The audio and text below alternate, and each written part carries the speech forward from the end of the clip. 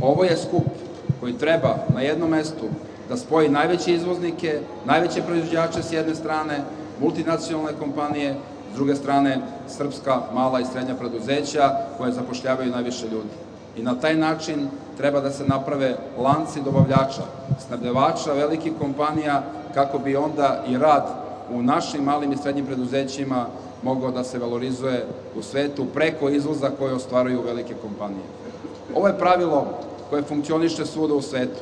Mi živimo u doba globalne ekonomije, gde velike kompanije imaju velike fondove za marketing, mogu da naprave investicije u istraživanje i razvoj, da naprave tako kvalitetan proizvod koji kupci širom sveta kupuju. Mala preduzeća to ne mogu. Nemaju fondove, međutim, mnogo malih preduzeća ima veću fleksibilnost i mogu da se prilagođavaju i da rade za onog kupca koji je u stanju da proda svoje proizvode.